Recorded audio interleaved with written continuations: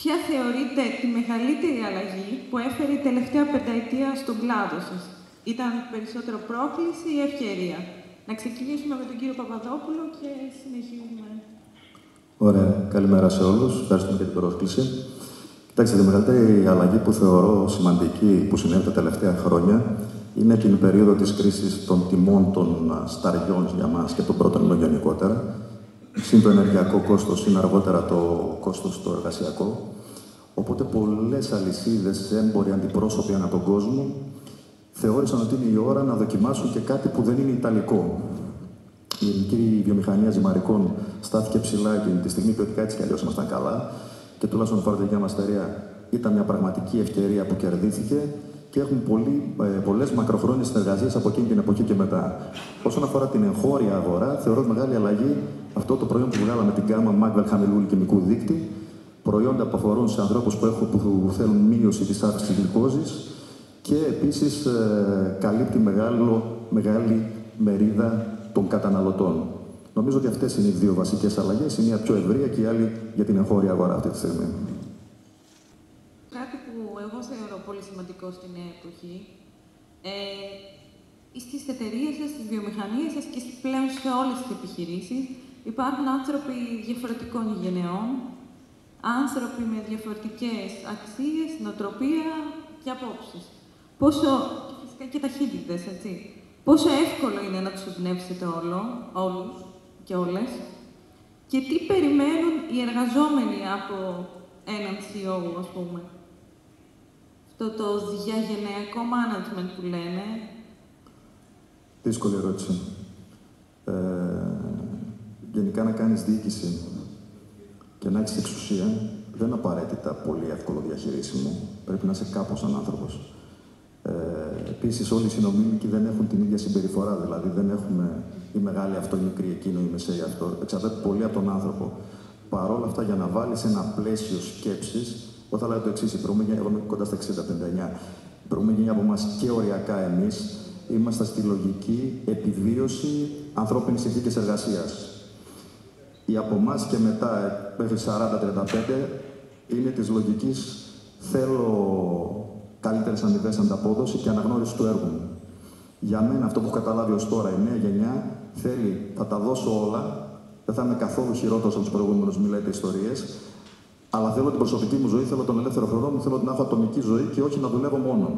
Θέλω σεβασμό στην προσπάθειά μου, και απαραίτητα αναγνώριση, αλλά σεβασμό στην προσπάθειά μου και σεβασμό στη διαφορετικότητα. Τώρα, αν πας αυτά ένα point και να είσαι αριστός σε όλους κλπ., προφανώς δεν θα πετύχεις και πολύ. Το αποτέλεσμα είναι να είσαι ο εαυτός σου, νομίζω. Τι προσπαθώ να κάνω, να είσαι δίκαιος, να είσαι προσιτός, να είσαι δεκτικός, να έχεις κατανόηση, να είσαι παρόν, να συμμετέχεις δηλαδή στην καθημερινότητα. Μ' αρέσει η ανταλλαγή ιδεών, προφανώς να έχεις εργασιακή ηθική, ισότητα και ισονομία, ίσες ευκαιρίες και οι άνθρωποι που σε περιβάλλουν και είναι οι άμεσοι συνεργάτες σου, κατά το δυνατόν να είναι κοντά σε εσένα σε αυτές τις λογικές, γιατί παίζουν μεγαλύτερο ρόλο από αυτό που νομίζουμε σίγουρα είναι καθημερινά με τις ομάδες τους. Πέρα από αυτό, να είναι hands-on, δηλαδή δεν προεδρεύω, αλλά έχω την ευθύνη της δουλειάς μου όταν είμαι προϊστάμενος ή αρχιπροϊστάμενος ή διευθυντής, όπως θες πες το, όπως έχουμε και εμείς, τελική ανάλυση. Να κάνει delegation, δηλαδή να μην τον πειράζει όταν αναπτυχθεί ένα παιδί από κάτω ή ένας υφιστάμενος που δεν είναι απαραίτητα παιδί και να έχει κοινωνικές δεξιότητες πέρα από τις τεχνικές. Αυτά σκέφτομαι γρήγορα και νομίζω ότι καλύπτω όλο το. Πάντως το soft skills παίζει μεγαλύτερο ρόλο από αυτό που νομίζουμε. Αυτό που νομίζαμε όταν εγώ μεγάλωνα, ας πούμε, επαγγελματικά. Έχει τεράστιο ρόλο και σήμερα έχει ακόμη μεγαλύτερο. Γιατί τα παιδιά σήμερα πιστεύουν ότι στις 45 θα έχουν σταματήσει να δουλεύουν και θα έχουν βγάλει τα λεφτά εκείνα ώστε να ζήσουν μέχρι τα 70. Εγώ τους εύχομαι να φτάσουν στις 45, στους 35, αλλά δεν είναι given, θέλει μεγάλη προσπάθεια και πρέπει εμείς να φουγκραστούμε αυτό το πράγμα για να τα αξιοποιήσουμε και να τους δώσουμε το αύριο που εμείς θεωρούσαμε ότι είχαμε, ενώ εκείνοι δεν είμαι σίγουρος ότι θεωρούν ότι το έχουν. Είναι σημαντικό αυτό να έχεις μια κοινωνία σε μελαγχολία. Μιας και μιλάμε για στρατηγική, τα private labels φαίνονται ότι αναπτύσσονται συνεχώς και στην Ελλάδα αρχίζουν σιγά-σιγά. Μπορεί μια εταιρεία παραγωγής όπως η Eurimac να κερδίσει πραγματικά από τέτοιες συνεργασίες με τους μεγάλους λιανέμπορους? Υπάρχει ρίσκο να πιεστεί το brand?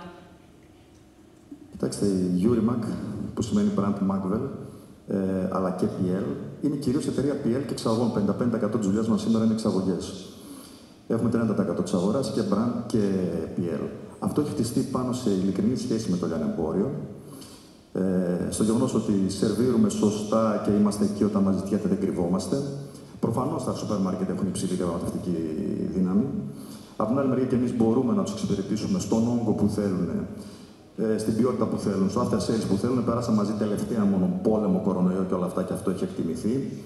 Δεν είναι εύκολο να σε αλλάξει κάποιος όταν του προσφέρεις όλα αυτά τα πράγματα. Επίσης έχουμε πολλά ποδαράκια. Δηλαδή μας στο retail μας, στο B2B μας, στο χωρέκα μας σε 60 χώρες. Αυτό μειώνει στο μυαλό μας τη δύναμη των σούπερ μάρκετ. Στην πραγματικότητα βέβαια παραμένει γιατί δεν μπορεί να ζήσει χωρίς αυτούς. Άρα ειλικρινή σχέση, σταθερές αξίες, εμπιστοσύνη ο ένας στον άλλον. Και όσον αφορά το brand, πιέζεται από το PL, αλλά κυρίως για μένα πιέζεται από τον ανταγωνισμό. Δηλαδή αυτός θα σε χτυπήσει. Το PL θα πάρει αυτό που είναι να πάρει, αλλά εσύ πρέπει να προσέξεις. Αυτή τη στιγμή αναπτυσσόμαστε πιο γρήγορα από ό,τι η αγορά, σαν brand, και είμαστε σε νούμερα πια που τα βλέπει η αγορά. Έχουμε αναπτυχθεί σε ένα επίπεδο σοβαρό κοντά στις 3 πρώτες μπράντες. Και με μια τίμια ανταγωνιστική πολιτική ξεκάθαρη, τίμια θα ξαναπώ, έχουμε πάρει μερίδιο.